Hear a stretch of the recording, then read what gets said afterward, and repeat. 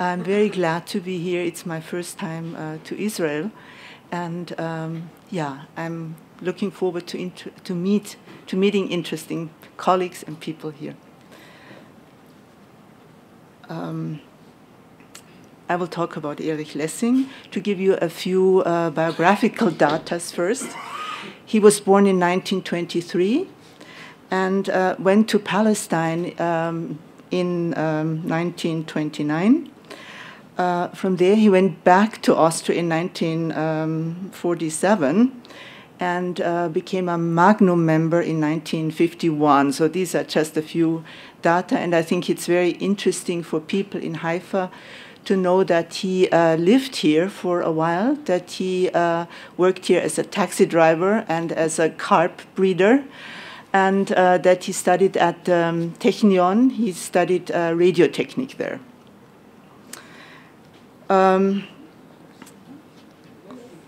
Lessing, Erich Lessing. Using Erich Lessing's oeuvre as my main source of investigation, I would like to show that the rhetoric of post-war photojournalism was strongly informed by the dualism and antagonism of East-West ideologies. In Vom Festhalten der Zeit, title of his book, Erich Lessing dedicated one chapter to man and the masses. In this heading, the antagonism between the masses and the single human being is explicitly addressed. What sounds like a rather simplistic opposition seems to be highly relevant with respect to post-war divisions and apparently echo a mindset of that period.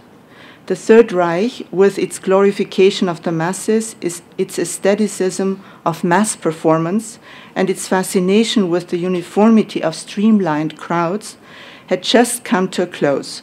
A new era with a revised understanding of the relationship between the individual and the masses had begun. Kurt Tucholsky's, a German writer, Kurt Tucholsky's famous forecast from 1931 seemed to come true. In his book, Learn to Laugh Without Crying, he states that after the war, when people will not be wiser, but certainly more tired, someone will stand up and make a groundbreaking discovery. He will rediscover the individual and his/her right to happiness. This discovery will be met with enthusiasm and utmost surprise, and people will wonder whether they've heard anything exciting like that before. Irrespective of Tucholsky's blatant irony and his disillusionment with the human race, the typical post-war message emphasizes the importance of individual human existence and celebrates its recuperation from the collectivism of the war as a major achievement. At the same time, the issue of the individual versus the masses was part of the ideological battleground upon which Eastern and Western identity were being negotiated. If the other side stressed collectivity and the will of the masses, then the counterstatement had to promote the individual and its individual quest for fulfillment. In this respect, Erich Lessing's photographic records of mass gatherings and events are interesting and revealing. When it comes to photographing the masses, he rarely assumes the omnipotent bird-eye perspective from which the masses look like a homogeneous body. He mostly takes the photographs from a slightly elevated position so that one can clearly make out the individuals in the foreground. His famous images, this one, his famous images of the Austrians celebrating the newly signed State Treaty in 1955 shows a phalanx of policemen in the first row who seem to act as guarantors of public security and individual visibility alike. Lessing's images of this important historic event, which drew masses of people to the Upper Belvedere, feature a type of crowd that is already infected by the virus of individuality, which breaks up its conformity. Another interesting image is a photograph taken on the occasion of a demonstration against Charles de Gaulle in Paris in 1958. Two men in the foreground are singled out. The one man's almost monumentalized posture seems to indicate that the swirling mass below them consists of individuals capable of standing out. Introduced by these two individuals, the crowd takes on a slightly different character. It dissolves into particles that have all retained their unpredictability and which can subvert the formation of the group at any time. Although united by their protest against de Gaulle, this crowd appears highly diverse and chaotic.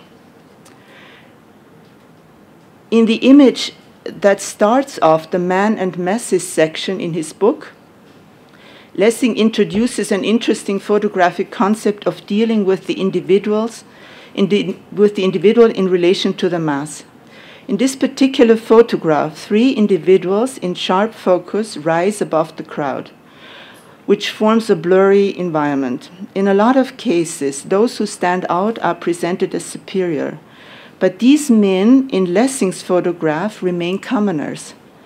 They are no political leaders or representatives of the group. Rather, they simply represent the elements that form the mass. Essentially, everyone could achieve this temporary importance. In such images, the relationship between masses and the individual seems to be reversed. In Lessing's photographs, the individual is not swallowed by the mass. Instead, the mass serves as a backdrop to perfectly bring out the diversity of its constituents. My point is that in images of this sort, Cold War photographic rhetoric installs the individual as a base unit and main protagonist of a democratic society to counteract the spirit of collectivism in the East. In comparison, Andreas Gursky's digitally produced image of a Madonna concert, is it visible? Of a Madonna concert represents a de-romanticized, disillusioned view of the individual's power to distinguish itself from the masses. At first, Madonna on stage seems to hold the most powerful position. However, Gursky's digital exaggerations, he extends and multiplies the mass scene, then makes it clear that she was inserted there, put up in this prominent position to satisfy a mighty media and leisure time industry that pulls the strings behind the scenes. Whereas in Lessing's images, the individual capable of holding its ground against the masses is something highly positively connotated, Gursky argues from a postmodernist perspective and brings out the deceiving aspects of an ideologically backed up self-assertion of the individual. I will now turn to his portraits, Lessing's portraits of famous politicians. Erich Lessing's photographs of famous politicians and statesmen do not have much in common with official portraiture, which is usually staged and follows certain prefigured codes. The photographic ambition involved seems to be to reveal something about these people that is not part of their official profile and standard performance. Many of these men of action are presented as pensive, skeptical, or humorous, or they are shown in unconventional poses like Kurt Schumacher, head of the West German Socialist Party. Photo was taken in 1951, who casually pulls up his leg. Konrad Adenauer is depicted in the art historically charged pose of the thinker, but otherwise the image deviates radically from any standardized portrait of the post-war chancellor. Whereas official portraits keep the viewer at a respectful distance from the prominent person and remove him, her out of reach, Lessing's photograph of Adenauer speaks of visual excess, overridden boundaries, and forced visibility. In trying to read Lessing's photographs of statesmen with respect to Cold War rhetoric, one could point out that these images celebrate the approachability of the political leader of the West. Lessing's seemingly personal impressions of Adenauer and co. Lessing's seemingly personal impressions of Adenauer and co., recorded in a decisive moment type of photo aesthetic, signal the visual and consequently political availability of these politicians, implying that the political iconography of the East is all controlled and heavily staged. They are presented as humans like you and me, and their private side can be photographically dissected from their official function. Ironically enough, this gesture of intimacy is belied by the captions, which fully restore these people to their political function and role. In the captions, power structures are no longer obfuscated. On this level, rather, the nice gentleman fully absorbed in listening to headphones again turns into the Italian Prime Minister from 1976. A lot of these post-war images quite obviously argue in favor of a system that gives full attention to private life.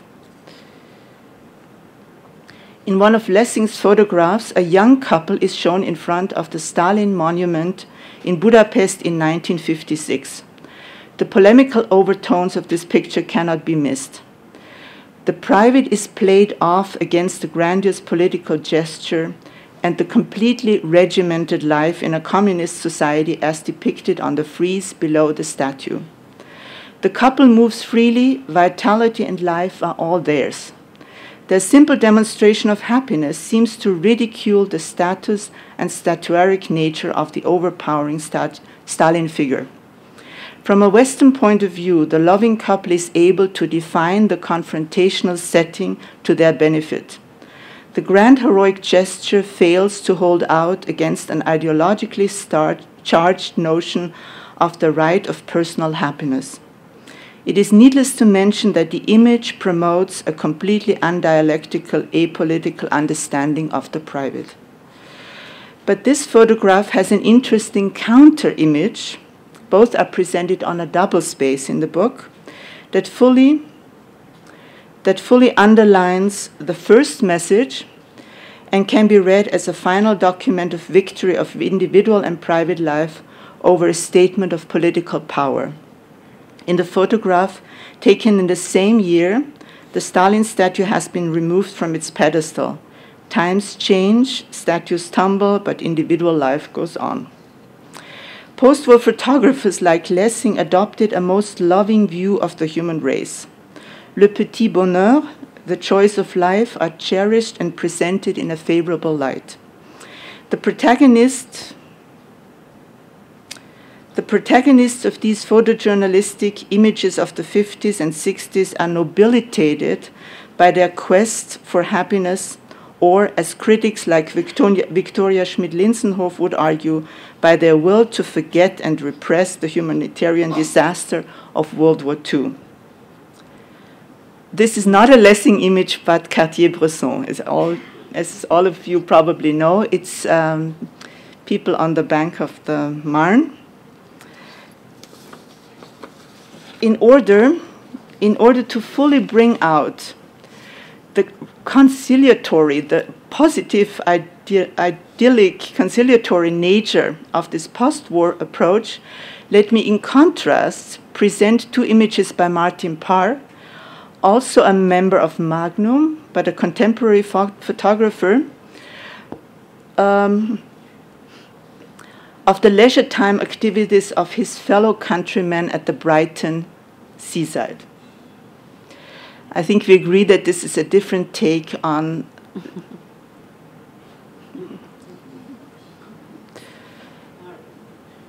storytelling, and this refers to what Mr. Kut said, and I fully agree with his thesis that it was a problem to think that images can explain themselves.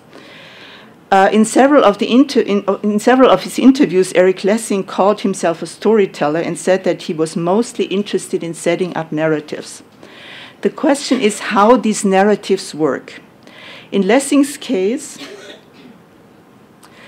the story does not evolve from a series of images put one after the other.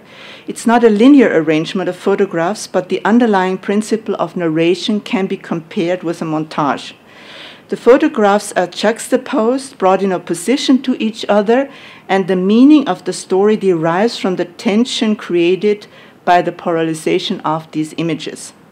The corresponding photographs are frequently presented on a double page, which creates a binary system of narration. The question is whether these Cold War storyboards are not already informed by a type of antagonism prefigured in the political sphere. As Margarete Seles has pointed out in her analysis of the Austrian post-war periodical Magnum, this photojournalistic method of juxtaposing purposefully chosen images can also be taken as an attempt to restrict the importance of language and verbal information, and in most of the cases, the images are presented as self-explanatory. Allow me in the following to give you two examples of such narrative arrangements. In one case, Lessing juxtaposes a photograph of a retired Czech couple watching a public festival in Strasnice from their window. The photo was taken in 1956. And a photograph taken in Paris showing the Garde Républicaine marching in the streets, 1960. A third image on the corresponding double page depicts Russian soldiers observing the arrival of the politicians meant to sign the Austrian State Treaty from the window of their headquarters, 1955. At first, these three different locations and events do not seem to have much in common. The Czech photograph. The Czech photograph seems to emphasize old age or growing old together. The French photograph, the marching and music playing, in the French photograph, the marching and music playing Garde Républicaine dominates the scene. Then, with the third image of the soldiers watching an important event from their window, the storyline becomes evident. The story laid out for the viewer is about watching, observing, looking, and how the viewer-reader can take pleasure in the various forms and contexts of this basic human activity. The clue is that the overall arrangement of the three images activates signifiers in the single images that were not necessarily salient previously. Understanding this type of story amounts to solving a puzzle with all the gratifying effects that result from such an activity. In conversation with me, Lessing mentioned that the photojournalists of his generation were trained to adopt this narrative pattern and that no one really questioned the method as such. Let me give you another story. Another Lessing story features an industrial worker, a miner in Poland, seated in his still empty new apartment in Bytom, 1956. A smaller photograph on the same page shows Hedwig Kraus, archivist for the Society of Music Friends. She is placed next to a showcase holding a skull of the composer Joseph Haydn. In the third image on the corresponding double page, Karl Strotzka, the famous Viennese psychoanalyst, is depicted in conversation with a female patient. What kind of narrative context could possibly unite a Polish miner and a Viennese psychoanalyst? The thread tying the photographs together is the act and drama of sitting. A more ambitious reader could maybe create a superego reference that organizes the structure, because you got Freud above Strotzka, then you got Jesus with the Polish miner, and you got Haydn. But I think everyone will read it in terms of seated people. But for most of the viewers, the story will revolve around the eye-catching issue of sitting. In comparison with, for instance, the surrealist's way of combining incongruous elements, photojournalistic storyboards of the 50s are not overly challenging. These stories are set up for the average user, the readers of life, etc., and are not designed to frustrate anyone. If sitting or looking are the common denominators that organize these narratives, then a type of human universalism heavily criticized in connection with Edward Steichen's exhibition, The Family of Man, seems to be ready at hand. As we all know, Steichen wanted to promote the view that irrespective of race, gender, social and political background, we are all equal. In reality, or as Eric Sandin has been able to prove, Steichen's exhibition was ultimately instrumentalized by the US Information Agency and used as a Cold War tool to promote American superiority. Although these juxtaposed images give the impression that the narratives emerge naturally, the layout of these stories is highly rational and the result of a selective process. Someone set up and matched these photographs and had a certain text in mind.